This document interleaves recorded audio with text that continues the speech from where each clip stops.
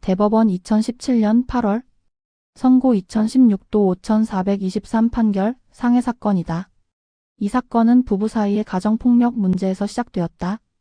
배우자가 피고인을 여러 차례 폭행 혐의로 고소하였고 검사는 이를 가정폭력 범죄의 처벌 등에 관한 특례법에 따라 가정보호 사건으로 송치하였다. 가정법원은 심리 끝에 보호 처분을 할 수 없거나 할 필요가 없다는 이유로 불처분 결정을 하였고 그 결정은 확정되었다.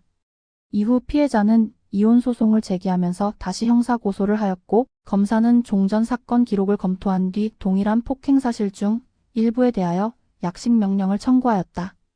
피고인은 이미 불처분 결정이 확정된 사안에 대해 다시 공소를 제기하는 것은 헌법상 이중처벌금지, 즉 일사부재리 원칙에 위배된다고 주장하였고 더 나아가 이번 공소 제기는 이혼 소송에서 유리한 지위를 확보하기 위한 재고소에 영합한 것으로 공소권 남용에 해당한다고 다투었다.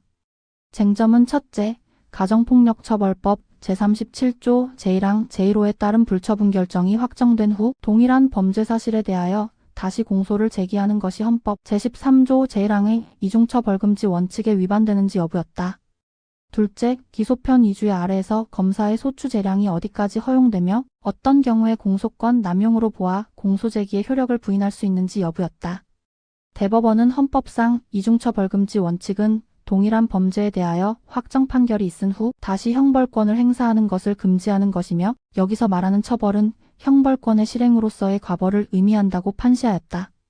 가정폭력처벌법에 따른 가정보호사건 절차는 일반 형사소송 절차와 성질이 다르고 보호처분이나 불처분 결정은 형사판결과 같은 기판력을 갖는 확정 판결이 아니라고 보았다.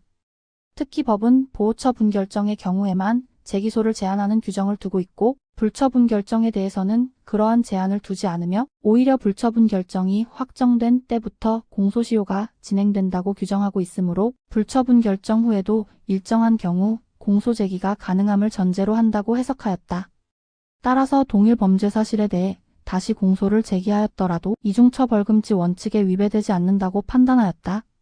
또한 검사의 소추 재량은 공익의 대표자로서 형사소추의 적정성과 합리성을 확보하기 위한 것이지만 자의적으로 행사되어 피고인에게 실질적인 불이익을 주고 재량의 한계를 현저히 일탈한 경우에는 공소권 남용으로서 공소 제기의 효력을 부인할 수 있다고 전제하였다.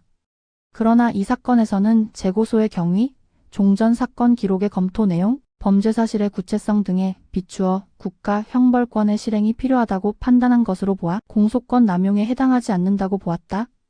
이 판결에 대한 헌법적, 형사법적 비판도 가능하다. 불처분